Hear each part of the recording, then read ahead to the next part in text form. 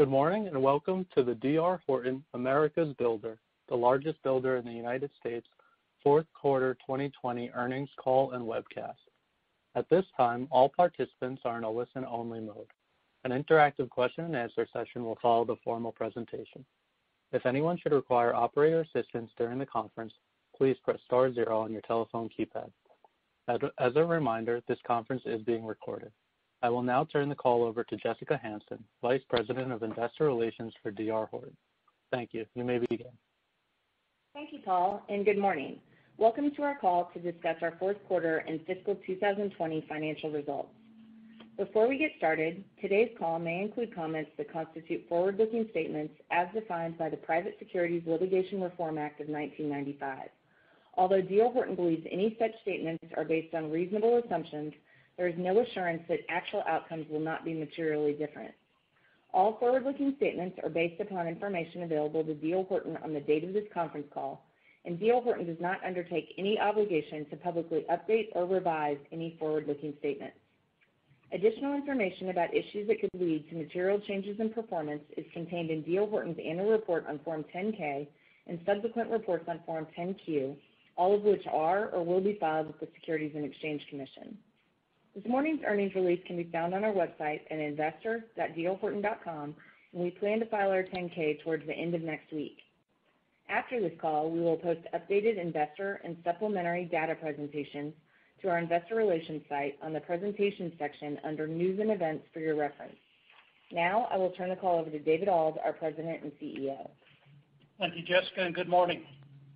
I am pleased to also be joined on this call by Mike Murray, our Executive Vice President and Chief Operating Officer, and Bill Wheat, our Executive Vice President and Chief Financial Officer.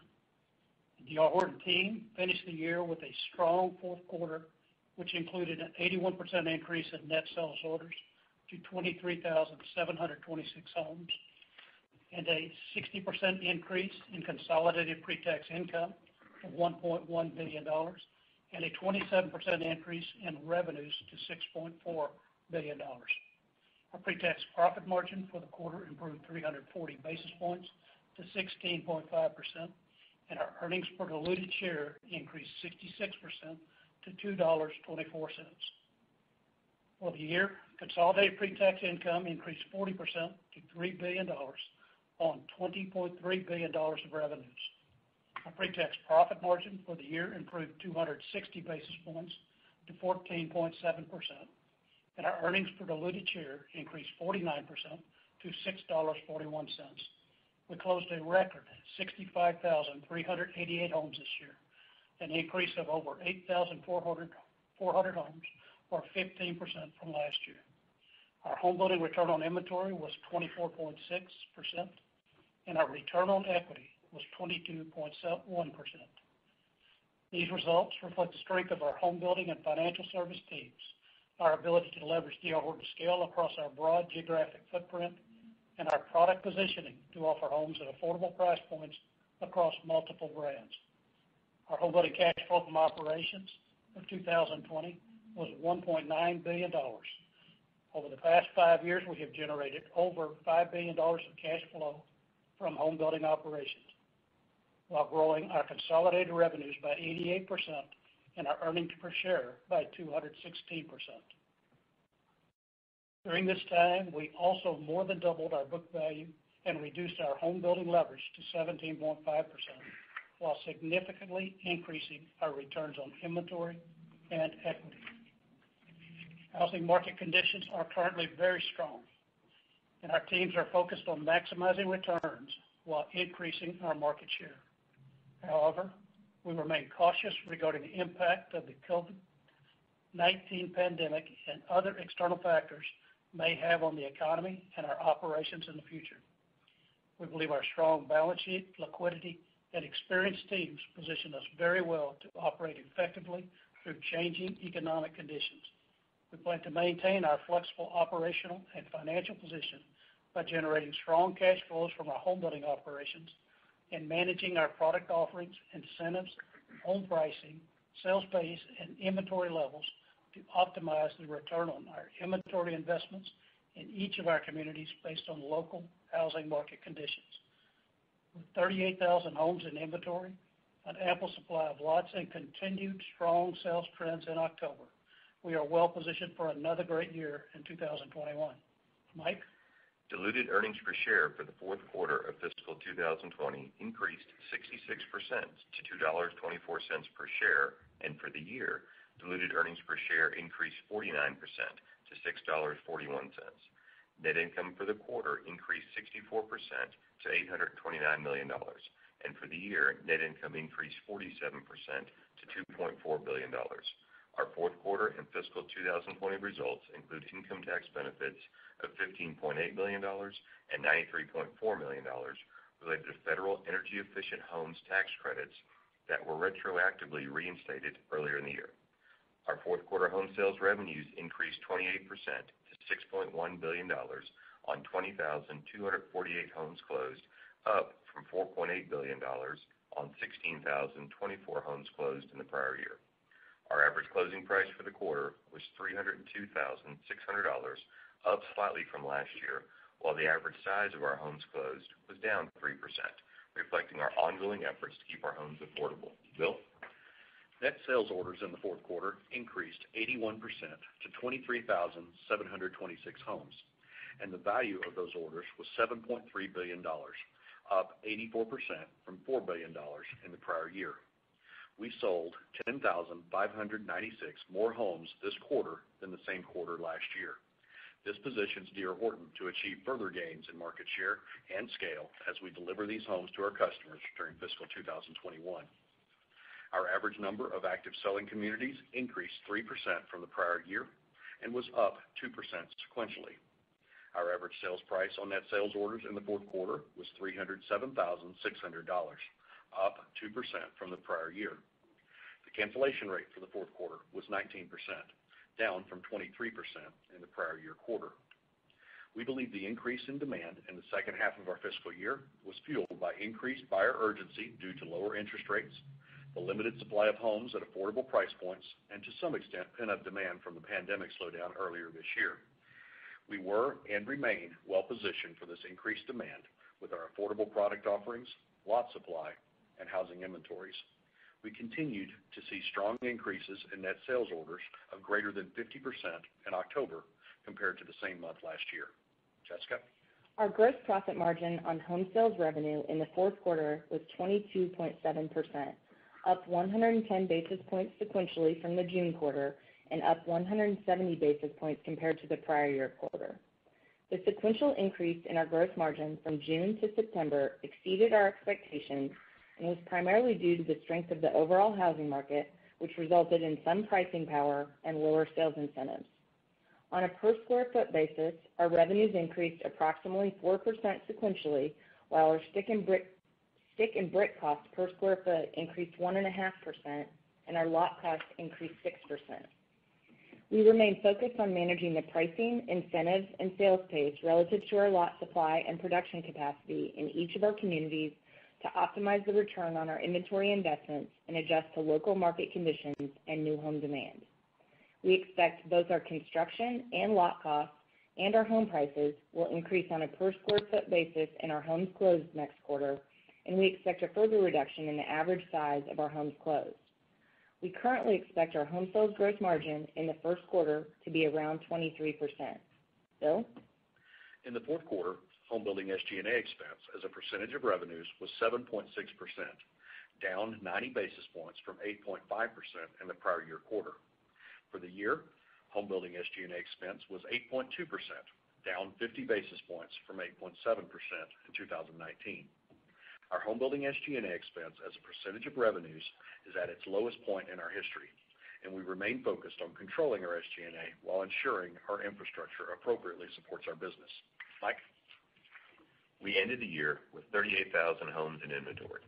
14,900 of our total homes were unsold, of which 1,900 were completed. We also had 1,800 model homes at the end of the year. Due to our strong sales increases in the second half of the year, especially for homes which were available for quick delivery, our level of unsold and completed unsold homes is lower than recent years. As we mentioned on our last call, we have accelerated our pace of home starts across most of our communities to ensure we maintain an adequate number of homes available to meet demand. We made good progress to increase our homes in inventory during the fourth quarter, and we expect to increase them further during the first quarter of fiscal 2021. At September 30th, our home building lot position consisted of approximately 377,000 lots, of which 30% were owned and 70% were controlled through purchase contracts. 30% of our total owned lots are finished, and at least 50% of our controlled lots are or will be finished when we purchase them. Our current lot portfolio continues to provide us a strong competitive position, allowing us to start construction on more homes. David?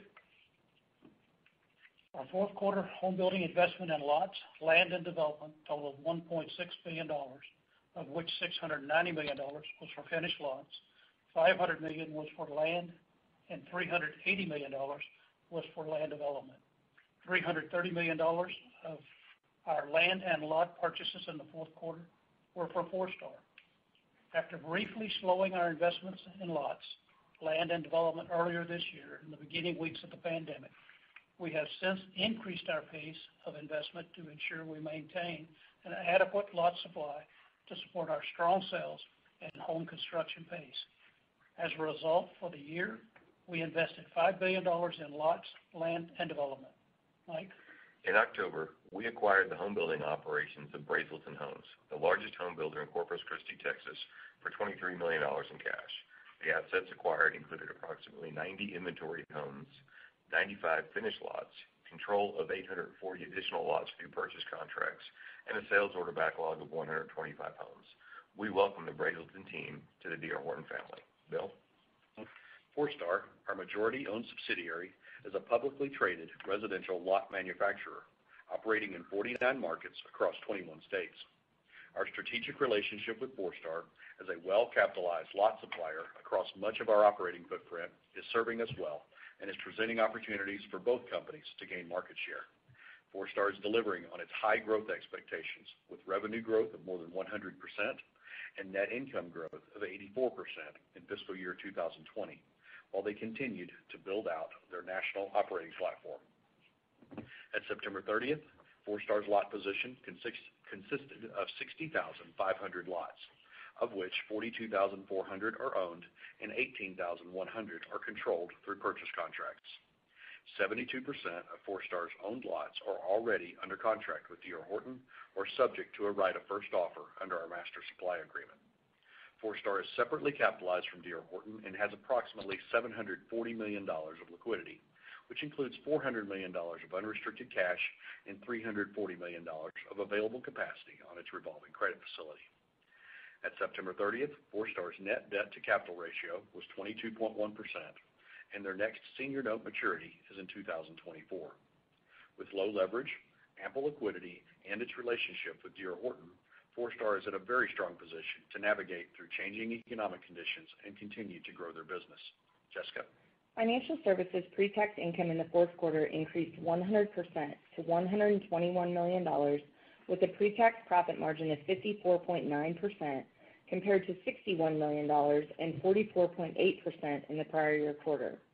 For the year, financial services pre-tax income was $245 million on $585 million of revenue, representing a 41.9% pre-tax profit margin. Despite the disruption in the secondary mortgage markets earlier this year caused by COVID-19 and the uncertainty of the impact of the CARES Act, our mortgage company has continued selling the mortgages it originates at strong net gains. We began retaining servicing rights on a portion of our FHA and VA loan originations in the third quarter due to lower valuations offered by mortgage servicers. Servicing values have since improved, and we expect to sell these rights to third parties. We will continue to monitor developments in the mortgage markets and adjust our operations to adapt to changes in market conditions. For the quarter, 98% of our mortgage company's loan originations related to homes closed by our home building operations, and our mortgage company handled the financing for 69% of our home buyers. FHA and VA loans accounted for 50% of the mortgage company's volume. Borrowers originating loans with DHI Mortgage this quarter had an average FICO score of 719 and an average loan-to-value ratio of 90%. First-time homebuyers represented 58% of the closings handled by our mortgage company, up from 50% in the prior year quarter. Mike? DHI Communities is our multifamily rental company focused on suburban garden-style apartments that had 5 projects under active construction and 1 project that was substantially complete at the end of the year. These projects represent 1,730 multifamily units, including 1,430 units under active construction and 300 completed units. DHI Communities sold 2 projects during the first and second quarters of fiscal 2020. In fiscal 2021, we expect to begin marketing 2 or 3 projects for sale. However, we will be flexible on the timing of these sales based on market conditions. We expect no apartment sales to occur in the first quarter. DHI Communities assets total $246 million at September 30th. As we mentioned on our last call, we are also continuing to evaluate our opportunities in the single-family rental home market. During fiscal 2020, several of our home building divisions began constructing and leasing homes as single-family rental properties. At September 30th, 2020, our home building fixed assets included $87.2 million related to our single-family rental platform, representing 10 communities totaling 740 single-family rental homes in finished lots, of which 440 of these homes are complete. After each of these rental communities is constructed and achieves a stabilized level of leased occupancy, we expect to market and sell the entire community. We expect our total investment in our single and multifamily rental platforms to more than double by the end of fiscal 2021. Bill? Our balanced capital approach focuses on being disciplined, flexible, and opportunistic. During fiscal 2020, our cash provided by home building operations was $1.9 billion. And our cumulative cash generated from home building operations for the past 5 years totals $5.2 billion. At September 30th, we had $4.4 billion of home building liquidity, consisting of $2.6 billion of unrestricted home building cash and $1.8 billion of available capacity on our home building revolving credit facilities. Our home building leverage was 17.5% at fiscal year end, with $2.4 billion of home building public notes outstanding and $400 million of senior note maturities in the next 12 months. Subsequent to year end, we issued $500 million of 1.4% home building senior notes due in October 2027. We plan to continue maintaining higher home building cash balances than in prior years to support the increased scale and activity in our business and to provide flexibility to adjust to changing conditions and opportunities. At September 30th, our stockholders' equity was $11.8 billion, and book value per share was $32.53, up 20% from a year ago. For the year, our return on equity was 22.1%, an improvement of 490 basis points from 17.2% a year ago. During the quarter, we paid cash dividends of $63.7 million. For the year, we paid cash dividends of $256 million and repurchased 7 million shares of common stock for $360.4 million. We did not repurchase any shares during the third and fourth quarters, but we expect to resume share repurchases during fiscal 2021. Our outstanding share count is down 1% from a year ago, and we currently have an outstanding share repurchase authorization of $535 million. Based on our financial position and outlook for fiscal 2021, our board of directors increased our quarterly cash dividend by 14% to 20 cents per share. We currently expect to pay dividends of approximately $290 million in fiscal 2021. Jessica?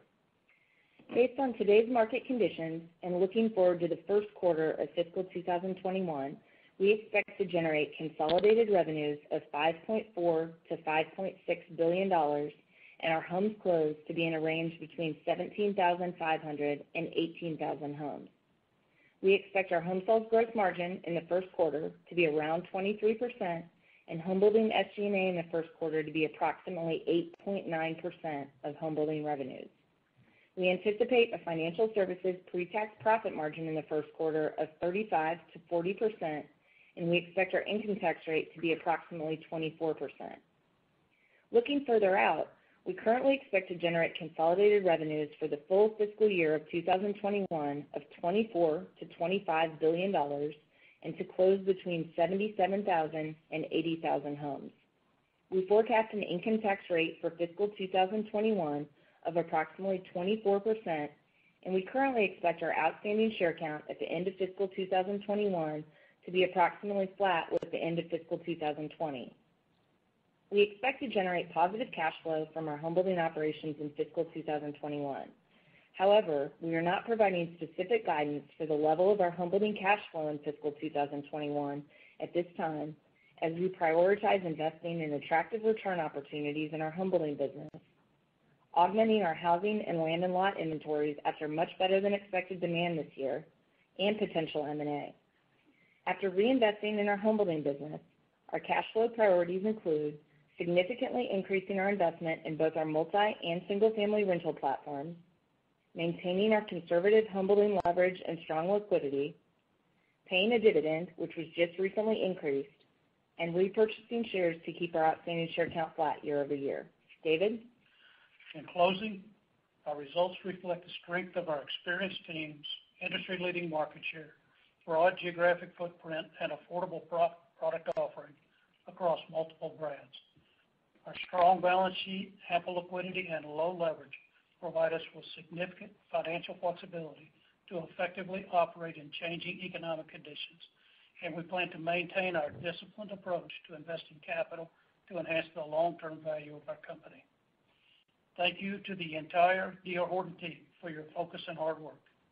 Your efforts during 2020 have been remarkable.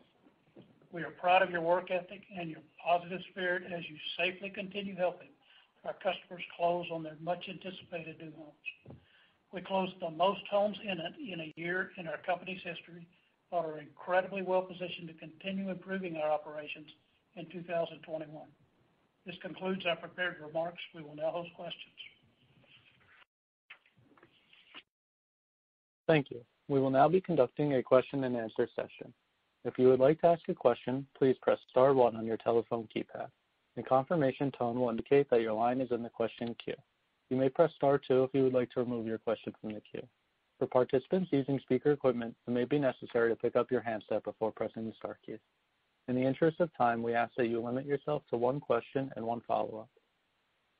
Please hold while we wait for questions.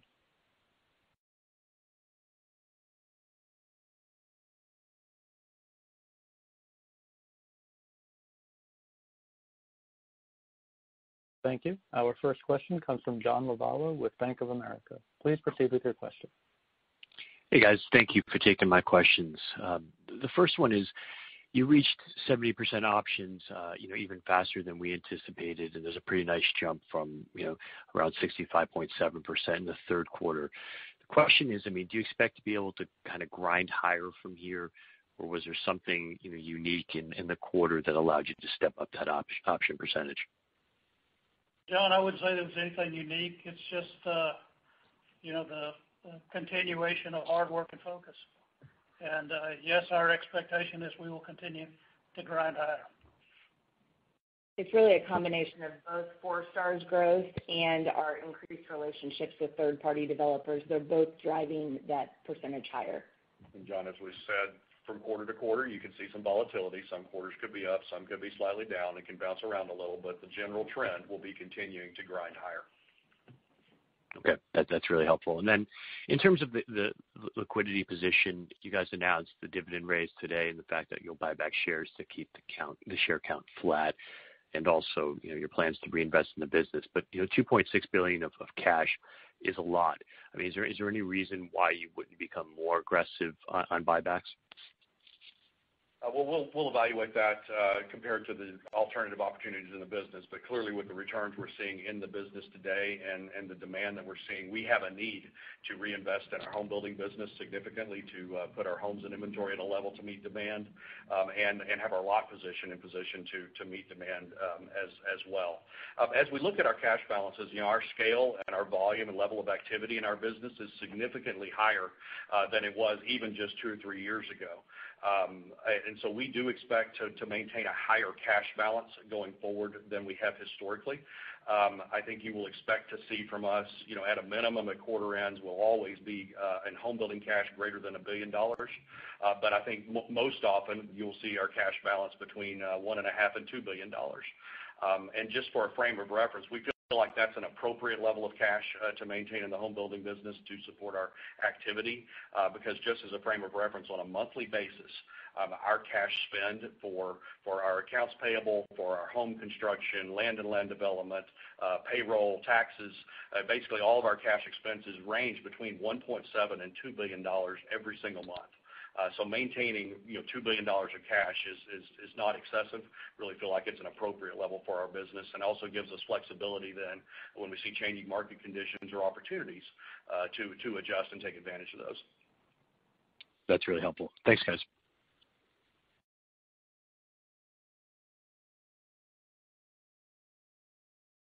Thank you. Our next question comes from Stephen Kim with Evercore ISI. Please proceed with your question. Great. Thanks a lot, guys. Impressive quarter. Exciting times. My first question relates to production rates. In particular, I was looking at your homes under construction, which were up 34% year over year, if you include model homes, and then relative to that 17,500 to 18,000 closings number in 1Q, which seemed a little low to me, but you're given your backlog. I mean, I assume if they don't close in 1Q, they'll close in 2Q. But talking about this homes under construction up 34%, is that kind of rate 30 to 40%, let's call it, growth in homes under construction, a sustainable rate in your eyes for, let's say, the next 6 months? Or is that something you were able to do kind of as a sprint, but that's not, in your view, sustainable? Be curious to see what you say about that. Good morning, Steve. We anticipate that the homes we've gotten started in the fourth quarter are really going to help us deliver the backlog and deliver new spec sales in Q1 and then into Q2. But because we started so many homes in Q4, they're not as far along in the production process as they normally would be, so they're perhaps a little younger than the average balance might have been. Plus, we just had fewer completed homes in inventory at the end of September this year than we did last year. So it's going to take a while to complete the homes and deliver in Q1 or Q2. And I think we'll see an elevated level of homes in inventory, going into the next quarter. And then we're going to monitor for what we see in spring selling conditions, and we'll adjust to meet demand. Right now, we feel really good about the outlook for the market and see the lots in front of us and the production capabilities to continue starting the homes and delivering to the higher demand levels. Great. So in that response, I really didn't get a sense that the growth that we saw in the homes under construction was something that was overly stretching your capacity. So, I mean, you're going to gauge market conditions, but in terms of your ability to scale, I'm not getting the sense that you've sort of overstretched yourself. Correct me if that's an incorrect translation of what you said. No. Stephen, it's David. Everything we do, we think about scalable, sustainable, being a major factor in the thought process. So, our lot position, our forward lot position, the deals we control and have being delivered to us, best I've ever seen. The market's the best I've ever seen. But a one quarter pop in starts doesn't help. So if you can't sustain it, it really adds a little value. So. Yeah, and you've been really clear about that, so thanks for that. We feel very, very good about where we are and what the market is giving us. Well, that's encouraging. My second question relates to gross margin. The gross margin you put up in 4Q, if I'm not mistaken, was the strongest you've seen since 2006. And it certainly seems like there's a pretty significant upward trajectory in that gross margin with a lot of momentum. You guided 3 months ago to a gross margin level substantially lower than what you actually did, not complaining, but I would just be curious as to what the drivers to the excess or the overage or the outperformance in the gross margin was, and particularly how it came in over the course of the quarter that led you to be so pleasantly surprised, and us too. It's a combination of several factors, Steve. It did exceed our expectations. When we last spoke in July, we were seeing, unusual demand, into the summer, but I think we still had, some question as to how long it might sustain. Fortunately for the market, we continue to see very strong demand all the way through, the end of our September quarter, and of course we commented through October. So we had certainly more pricing power throughout the quarter as we were selling through our spec inventory than we had anticipated. We also had some anticipation that we might see a bit more cost increases come through than we have thus far. Those are still coming. We see those coming in the next quarter, but we did not see as much cost increases in our stick and brick as we would have anticipated in July. Well, that's great. Sounds like Brad and the team are doing a good job, as everybody else is too. So thanks very much, guys. Good quarter. Thank you. Thanks, Steve. Thank you. Our next question comes from Carl Reichardt with BTIG. Please proceed with your question. Thanks. Morning, everybody. I wanted to ask about the breadth of demand. When the pandemic started and your business started to improve, a lot of chatter about the low end and spec homes trading at a premium. As you've looked over the last quarter or two, have you begun to see that broaden, David, into both to-be-builts and into other segments, including sort of the Emerald brand, Freedom brand, and the higher end of the Horton brand? Carl, we've seen better demand across the spectrum. Having a house that you can deliver in 30 days, I did think put you in a very strong position to drive value for the shareholders. So, as Mike said, our inventory is much younger, but the demand is out there. I don't know how many times I've said it, but 32 years, the best market I've ever seen, and it does feel sustainable, unlike what was the false demand in the last, big up cycle. Right. Thanks, David. And then, Jessica, you mentioned towards the end of your remarks about more substantial investment in multifamily and single-family rental, and then I think you mentioned M&A. And given the cash balance and the returns you're seeing in housing generally, can you talk a little bit about the opportunities that you see in multifamily and single-family rental? And has anything changed in the M&A environment that makes you more interested, besides the fact that returns are great right now in home building? No, I think we've taken a balanced approach across our business, and I did mention that we're first and foremost focused on reinvesting in our home building business because we see very attractive return opportunities.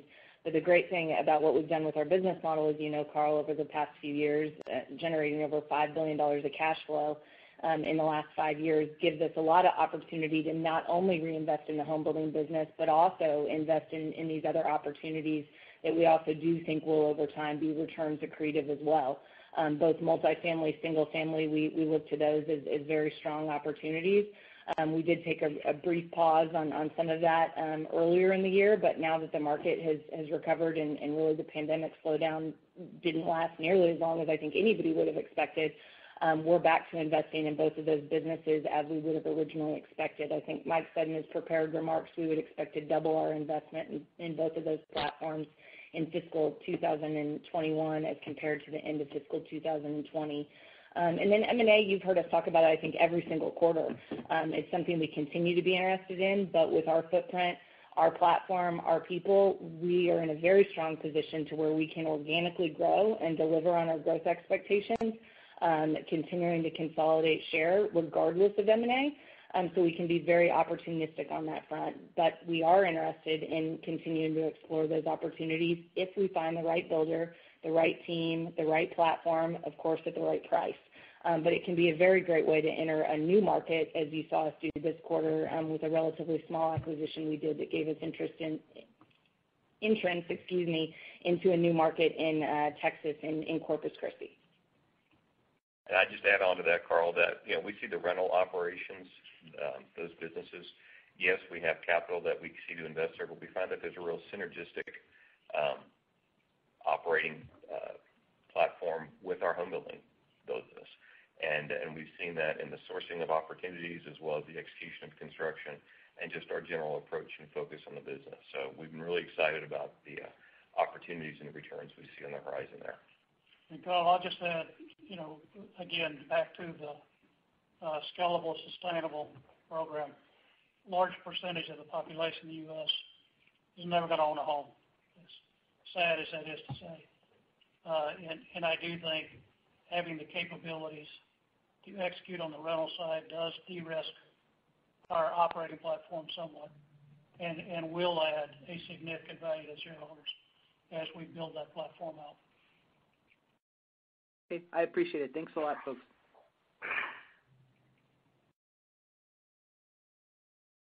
Thank you. Our next question comes from Alan Ratner with Zelman & Associates. Please proceed with your question.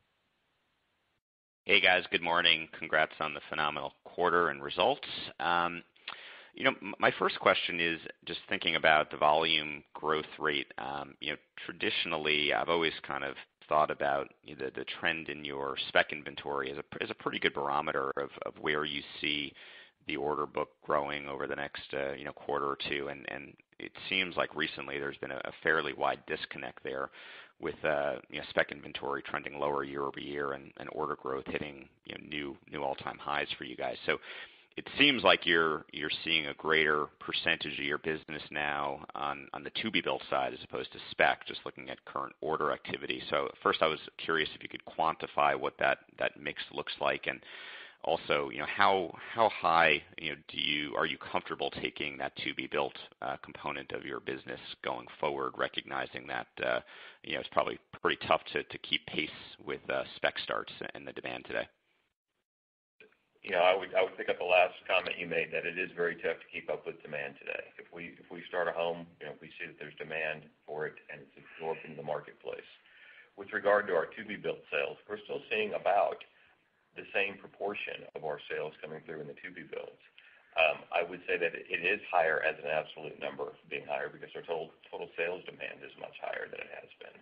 But we continue to focus on starting our specs and starting our to-be-builds, and then limiting the sales availability for to-be-builds in various neighborhoods, being sure that we have the capacity to start that home, within a reasonable time frame, that it's within our control to do so and not to leave it out there for a long period of time.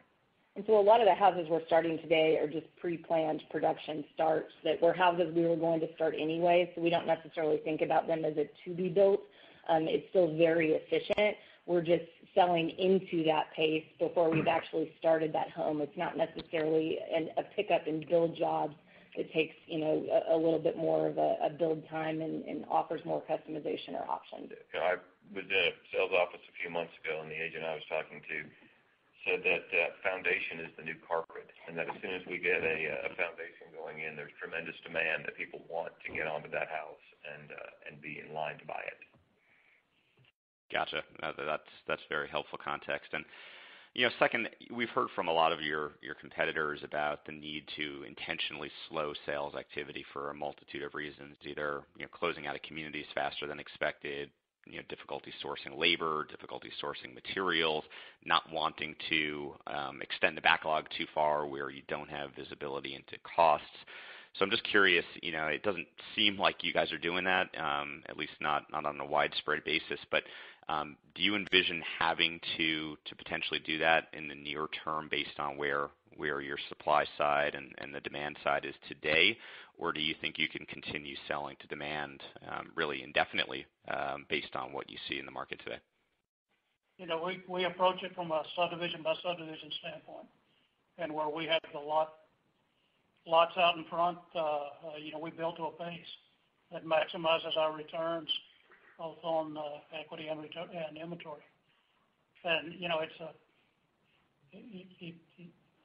it's really driven by the individual divisions and the markets that they operate in. I can tell you we have projects where we've raised pricing in an attempt to slow down sales and didn't see much of a change in the sales pace. So it really is driven by the production capability of that division in that submarket. as to whether they can deliver more homes or they need to slow it down. I mean, there is some tweaking of that out in the field, obviously. I mean, it's you're at the back end of a subdivision, you want to drive the highest margin you can. But if you're on the front end or in the middle of a big community, which we have numerous big communities, you got to be very careful with your price appreciation on your sales pace, because nothing stops sales like letting one guy buy at one price and then having to incentivize or drop the price on somebody else down 3-4 months down the road. So it's we call it art, not science. It varies project by project, division by division, and we trust our operators out there to make those decisions, and it's been working for us for a very, very long time. And Alan, in spite of extraordinarily increased demand and up sales this quarter, we did see our community count go up 3% on a year-over-year basis and 2% sequentially, which is really the first time we've seen a meaningful change in our community count, and that's in spite of 80+% increase in sales this quarter. We've been talking, for a long time to y'all. I think this comes up on every call about when's the community count coming, and we've got the lots, and the community is ready to go, and are going to continue to replenish our community count and bring new communities online, which is going to help just support our continued growth in fiscal 21. Ellen, everything we've done since the last down market has been to de-risk our land and lot supply. And we are uniquely positioned with a very long runway on land and lots. And it's surprising as it seems, but every time I go out, I see at least 1 or 2 deals in the division that's better than anything else they have today. And that's the result of focusing on the relationships within these markets and treating these trade partners and land sellers like partners. And they are an integral part of our business.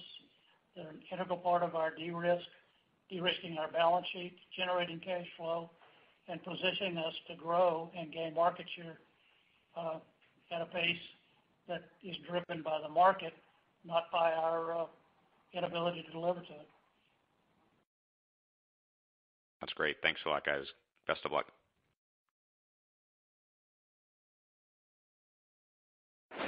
Thank you. Our next question comes from Michael Rehaut with J.P. Morgan. Please proceed with your question. Hi, thanks. Good morning, everyone, and again, congrats on the results. I wanted to hit on a little bit of a bigger picture question. I think when you look at how the stocks have pulled back a little bit off their highs in the last month or so, various reasons for that, and particularly with the vaccine out and investors' thoughts around maybe a market rotation and a return to normal in various ways. I think the debate over the next call it 3 to 6 months is going to be whether or not current sales pace is peak, whether or not fiscal 21 earnings is peak. I'd love your thoughts on that. And obviously, from a cyclical standpoint, we're just barely getting back to long-term averages in terms of housing starts. But how do you think about the sustainability of sales pace that you're currently seeing? If there are any governors on that, again, with regard to the prior question around perhaps restricting sales and allowing your construction pace to catch up. But how do you think about, where you are in the cycle, where you are versus peak earnings, and the ability to sustain, if not exactly at current sales paces, but thereabouts, to allow your earnings to go higher over the next few years? Mike, it feels like there is runway in this market. And I say that because when I'm out talking to the division managers within these markets, they talk about employment growth, they talk about population growth, They talk about the positioning that they have, and I just don't get a sense that this is a frenzied or overheated environment out there where people are speculating on housing. It's family formation, it's downsizing, it's a lot of different things that I believe anyway are long-term demographic shifts. And when I look at where we are and what we're doing and our product positioning and our price point positioning and our incredibly deep, very talented, long-tenured employees, and it just feels like we got this market still has legs. And Mike, from a positioning standpoint, we positioned ourselves to be in a very strong and flexible position to adjust to anything that does change. As we look at the broader market, inventory levels are still tight relative to demand. As you mentioned, we're still not back to even normalized levels over the long term of normalized housing starts. And so from that standpoint, we just want to stay as flexible as we can. We've been through cycles. We recognize there will be times when the cycle turns, and we're going to be in very strong position to adjust to that. We would never plan out our business model to show an 81% sales increase in one quarter, but we do position ourselves to grow consistently and gain market share. And right now we're in a very strong market where overall growth rates are stronger than we've seen, and so we're outperforming that. When things moderate to slightly lower levels than they are today, our expectation is we'll be in position to outperform that. But with a lower risk profile and the ability to preserve the downside, on earnings when things do come under pressure at whatever point that is. But again, right now we see a good market right in front of us, and we're going to make sure we stay positioned with affordable homes and our production in front of what we see the demand to be.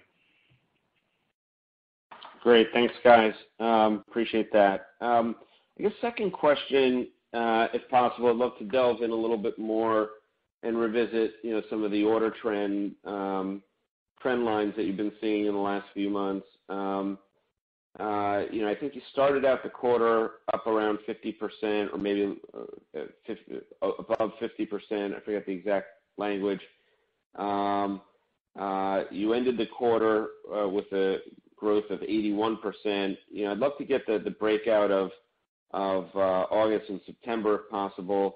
And, with October up also around 50%, it implies obviously a deceleration from a ridiculously strong number, I presume. Just wanted to get your sense again, gross margins up roughly 150 basis points over 2 quarters. If you go into first quarter from third quarter, your inventory has sold down dramatically. I just wonder as well around if either some of the price increases that have come through, or again, in certain instances, maybe you're just holding back a little bit on sales growth or order taking to allow a catch up here. If that's how we're supposed to understand, where we are in terms of the current order trend, because obviously going from something obviously well north of 80% for the last couple of months on average back down to 50, just trying to think through the drivers of that. Sure, Mike. So we're not giving specific monthly quarter trends, but we did say back in July that our July sales were up greater than 50%. Bill mentioned that our October sales are up greater than 50%. They're not up as high as the fourth quarter as a whole, so you can back into August and September, we're stronger. But as Bill already alluded to, we don't ever have a business plan that our sales are going to grow 81%, on an annual rate or really even in a quarter. So it really continues to be a balance, community by community. And so there's still some communities that are performing, at very, very strong order rates, and there's some where we've taken some price because of either our housing or our lot position, and have slowed the sales pace to some extent to where we've settled out somewhere between that 50 to 81. What we've guided to for the full year for closings is to be up 18 to 22%. we'll see how the spring unfolds. It doesn't mean we can't do better than that based on how we're starting off the year, our houses, our lot position, our product, our people. All of those things we believe put us in a very strong position to consistently outperform the market again in fiscal 2021. But with it only being 1 month into the year, that's where we feel comfortable headed for the year. But our first quarter guidance for closings is up mid-30s. Yes. And so we see stronger growth in that in the first quarter, the short-term visibility, and then longer term, we'll see what sales demand and positioning are as we get into the spring.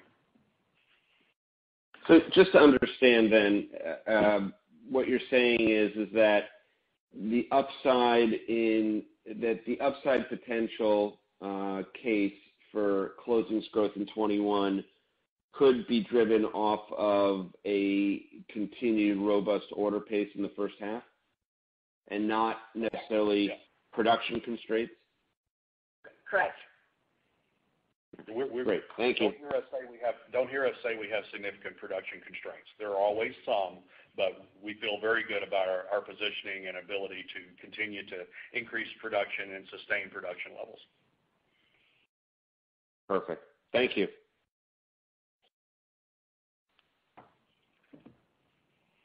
Thank you. Our next question comes from Matthew Bouley with Barclays. Please proceed with your question. Good morning. Thank you for taking the questions. Wanted to ask about the percentage of lots controlled through contracts up to 70%. I know you talked about it earlier, and I heard you say that it's basically a reflection of kind of the long-term strategy coming to fruition, I guess. But I mean, just how quickly you moved up in that percentage in this unusual year. My question is if there's any kind of measure of risk mitigation that is signaled into how you view the sustainability of housing demand, and if I guess the terms on these lot contracts have changed at all or gotten any less favorable perhaps to D.R. Horton on balance.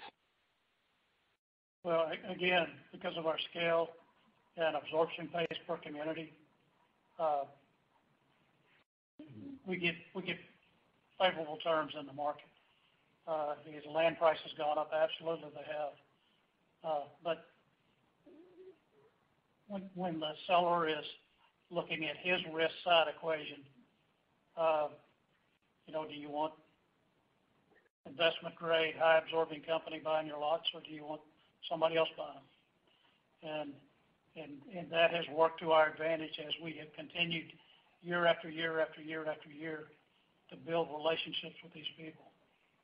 So from a risk standpoint, having a set price you're buying a lot at some point in the future is significantly less risky than owning the land.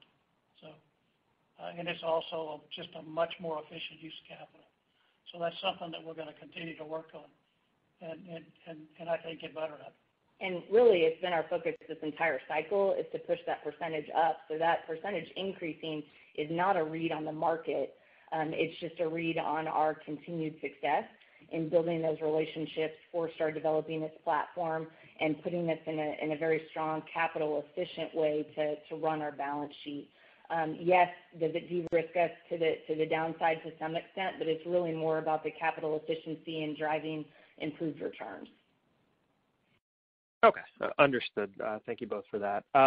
Second one, just back on the gross margin. I think I heard you say that perhaps cost inflation in the quarter maybe didn't come in to the extent you initially expected, and correct me if I misheard that. But just thinking about the volatility in lumber prices and how that typically runs through your P&L a little quicker than others, can you just comment to what extent lumber was a headwind in Q4, and if there is still more of that headwind to come in Q1, just kind of what's assumed around how that flows through? Thank you.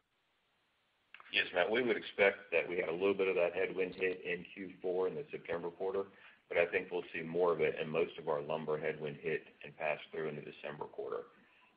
And that was factored into our margin outlook of around 23% for the quarter. Understood. Thanks, everyone. Thank you. Thanks, Matt. Thank you. Our next question comes from Derek Bouchard with Cleveland Research. Please proceed with your question. Good morning. Good morning. Two things.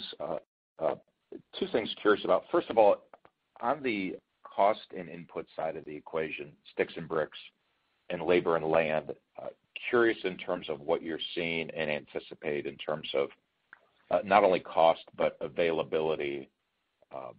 You could just speak to both sides of that, where we are and what you see in the next, call it 3 or 6 months. Yeah, we have seen, and we telegraphed that we've seen some cost inflationary pressures on some of the lumber, a bit of the other materials, and certainly labor. But, with our market scale, deep long-term relationships, our production approach and orientation of the business, we're able to work with our local trade suppliers, aggregate not only market share, but also aggregate labor share in a given market. And by maintaining a sustainable starts pace, that allows them to plan their business as well. And it's like what David mentioned to you before on the lot developers. Would they rather work with a, production-oriented investment-grade building platform or somebody else? And oftentimes we're able to attract and retain labor through market cycles. I mean, we have consistently paid our bills on time and worked with these folks as partners through market up cycles and down cycles. And there's long memories here and long relationships. So we're able to get the labor to our job sites. We expect we will have pricing changes. It will go up and it will go down, but we expect to have the labor on our job sites. From a material standpoint, as we said and is very clearly known in the industry, there are increases that are occurring, and we're anticipating that. All of that is anticipated in our forward margin guide, which we're anticipating slight improvement in our gross margin going into Q1. From an availability standpoint, there are periodic shortages of certain products in various areas, and so our operators and our national purchasing team is working with our suppliers on addressing those, making substitutions where we need to in order to address those, but nothing that is causing significant holdbacks on our production.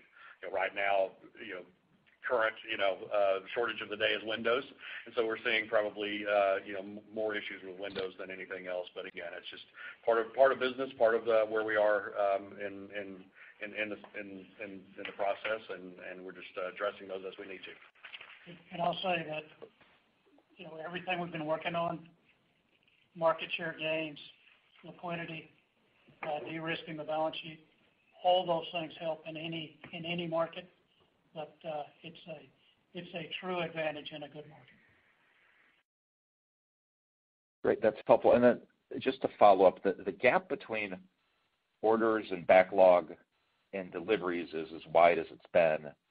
Do you have any? I assume the delivery number is as good as it can be in terms of what you can do. Do you have any concern about the sustainability of orders and backlog, I guess, trying to get to the patience of your customers to wait for what's probably a little bit more of an extended delivery schedule than they might normally be used to with your company?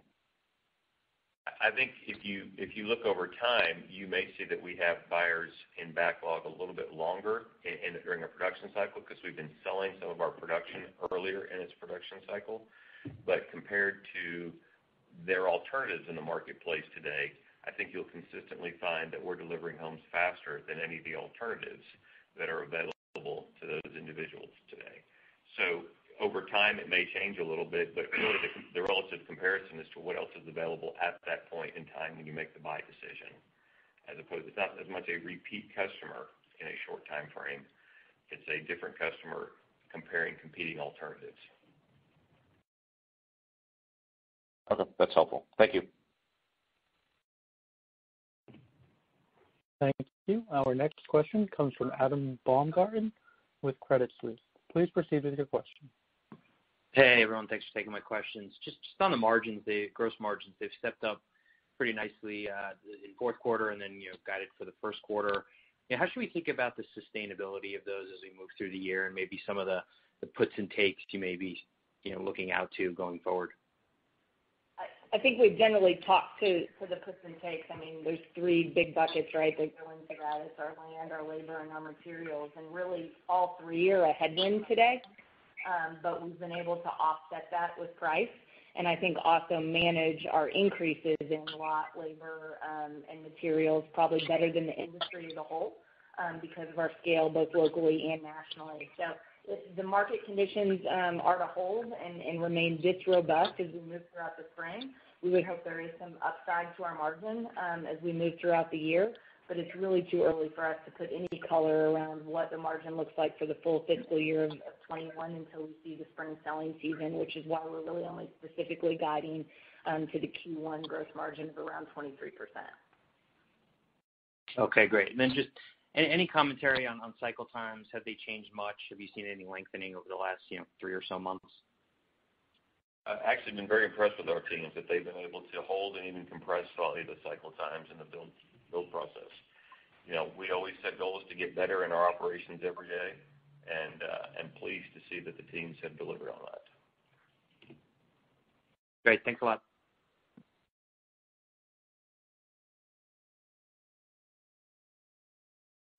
Thank you. Our final question comes from Truman Patterson with Wells Fargo. Please proceed with your question. Hey, good morning, everyone. Nice results. Just had a couple questions that I wanted a little more clarity on. Jessica, community count, could you give an outlook for fiscal 2021? And I know you all don't necessarily, view community count as, a great indicator, if you will. So I'm really hoping to understand at the local level, are there any muni permitting constraints, any horizontal lot development constraints, zoning board issues, et cetera, or is it pretty much business as usual? And then on I believe you all already gave a number, but I didn't hear it. Could you give us the number of finished lots you have currently, and then also the number that are under development? Sure. So our finished lot count was, we didn't give the actual count, but we said 30%. So 34,000 of our owned lots are finished, and then another 50% of our controlled lots will be finished when we purchase them. So that'd be roughly 132,000 lots. So roughly 170,000 lots in total that either are or will be finished once we purchase them. In terms of community count, as I mentioned, it was up 3% year over year, 2% sequentially. Really, with the size of our platform and the number of absolute communities we already have, we don't generally anticipate it moving much more than that. It's probably up no more than a low single-digit percentage, and there can be some quarter-to-quarter variability to that as well. But I think we do believe as we move throughout fiscal 21, on average, our community count will be up slightly. Okay. Thank you for that. And then, finally on some labor constraints, your backlog units are up 96%, I think. Are you all finding enough labor to actually get all of these homes started? I know you all build up your guidance from, the community and the division level. Are there any areas where you're seeing, a large degree of labor constraints, or on the flip side, are you having any local areas where, you're seeing I'll just call it an abundance of labor currently? I wouldn't characterize anything as an abundance of labor. Yeah. But I would say, the thing we look at to monitor that is our overall cycle times. And we did actually see those hold and then compress here very recently. So we're very pleased with that. That's telling us that we're getting labor on the job sites and getting the homes completed. And the composition of our homes inventory to be more favoring the backlog is simply a function of demand. It's not taking us longer to build the houses. We're just selling them earlier in the production process than we might have a year ago. Okay, thank you. I'll just add, driving efficiency for the last 10, 11 years is the reason we're able to deliver the houses we're selling. We try to create simple processes that expand our labor base without expanding the number of people. And we are benefiting from that today.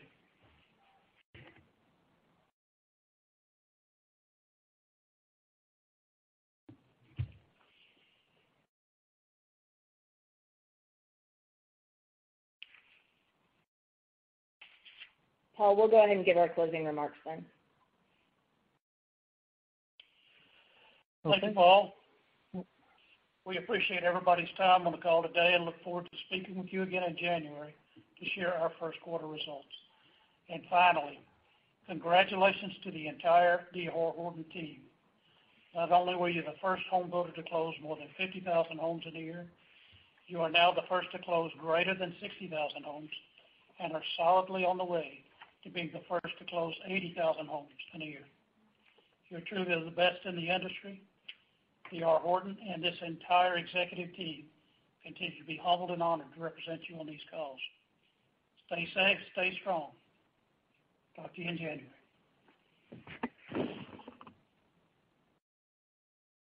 This does conclude today's conference. You may disconnect your lines at this time. Thank you for your participation and have a great day.